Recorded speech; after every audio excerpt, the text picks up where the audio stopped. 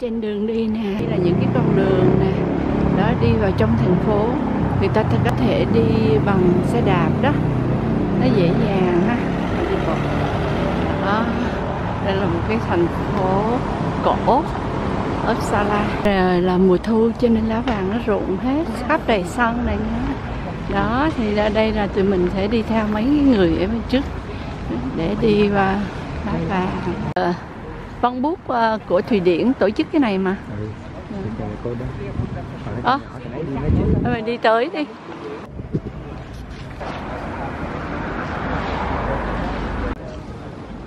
Có ông chủ tịch văn bút quốc tế.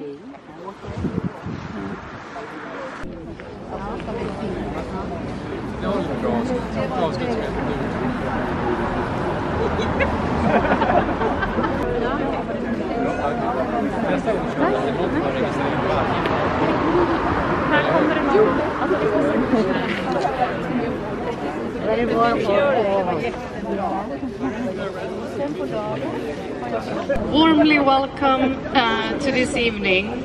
My name is Hanna Nordell, for those of you who came here just now for the first time. I'm the managing director of Swedish Pen. We are standing in a wonderful location. It's a bit dark now, but I hope this gives a little bit of a cozy atmosphere. This is the Martin Luther King Monument. And we decided to start this evening at this place. And I'm so happy to introduce to you our speaker, Ola Larsmo, Uppsala's greatest writer,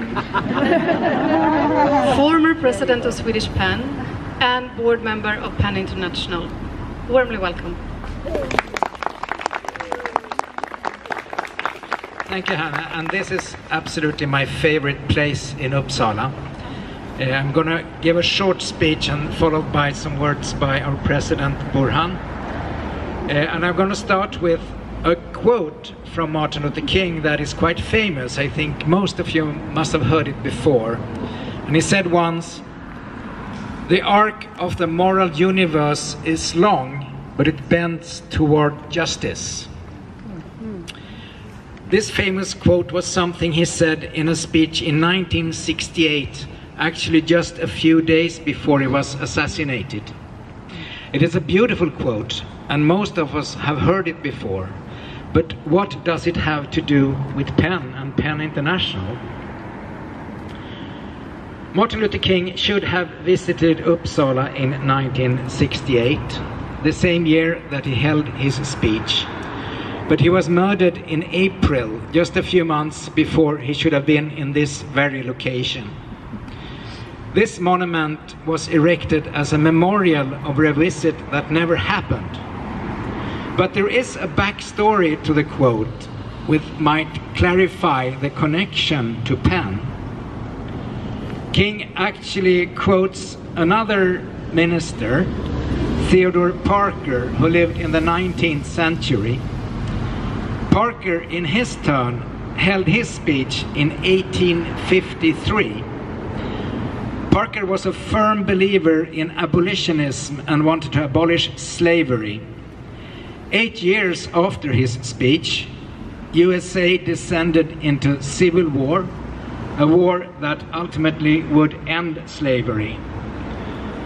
Theodore Parker didn't know this, of course, but he held on to this belief that there is such an arc of the moral universe that is long but bends towards justice.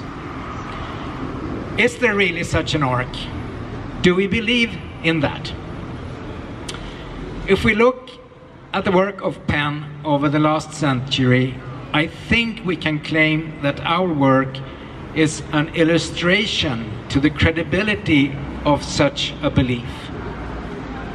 When I visit the Pen office in London, I often want to steal one of the posters hanging on the wall. The staff knows this and they guard it. The poster is a protocol from the German Pen in Exile Club, founded in London in 1934 as, I think, the first exile center. Things must have looked hopeless for them. The Nazis were tightening their grip on their country. Stalin was obliterating all resistance in the Soviet Union.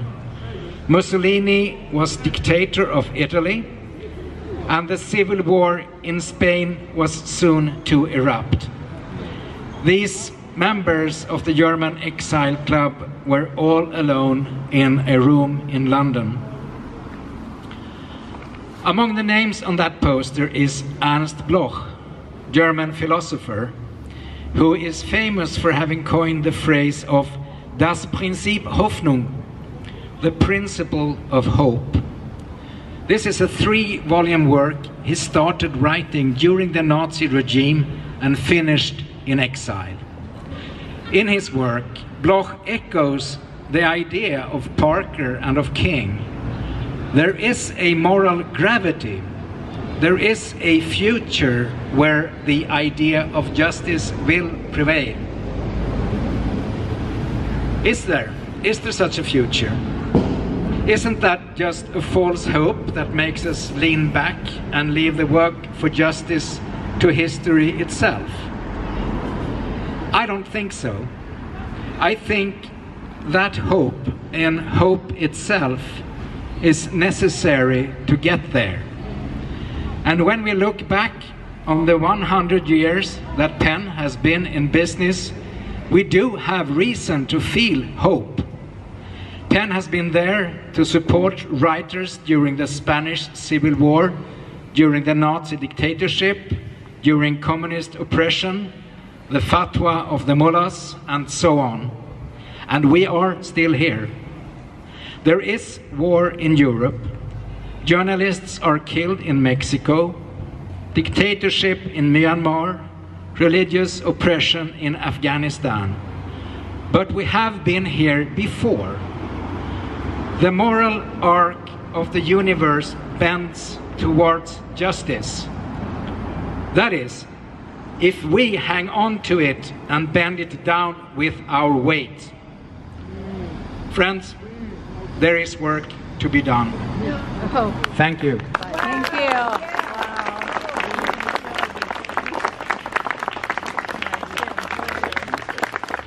Thank you so much, Ola. And without further ado, Center PEN International, Börjen Solmes, welcome. Thank you very much. Good evening. Sometimes it's so difficult to talk about certain things. Lately, when I travel to all around, always one word comes to my mind first, the word peace.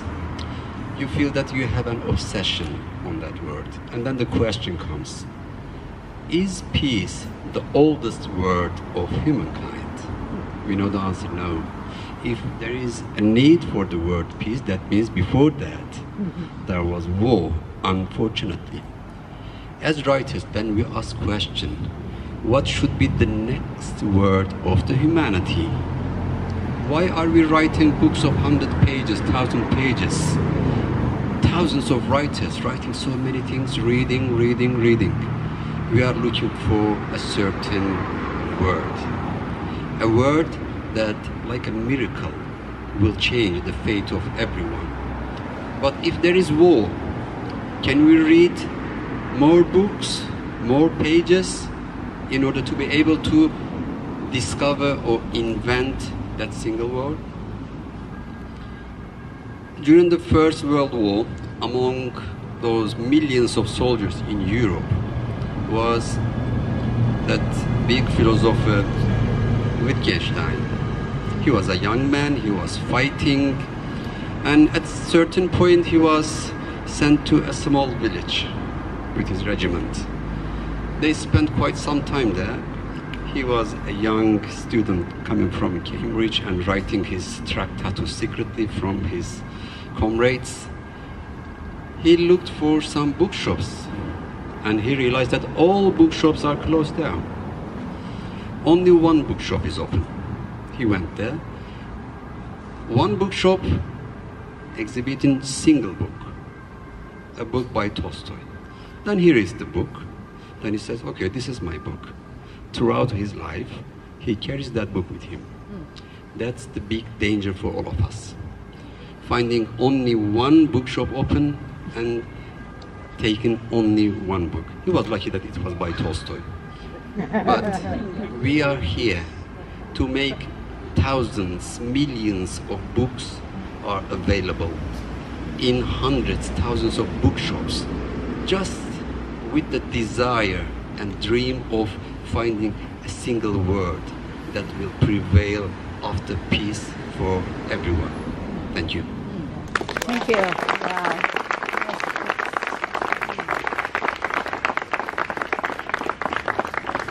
Thank you so much, Burhan. This was evening ceremony, and it's my pleasure now to invite you all back to the university where we have wine, some more speeches and food. So please follow me. Let's walk together to the other side of the university. Thank you so much for coming.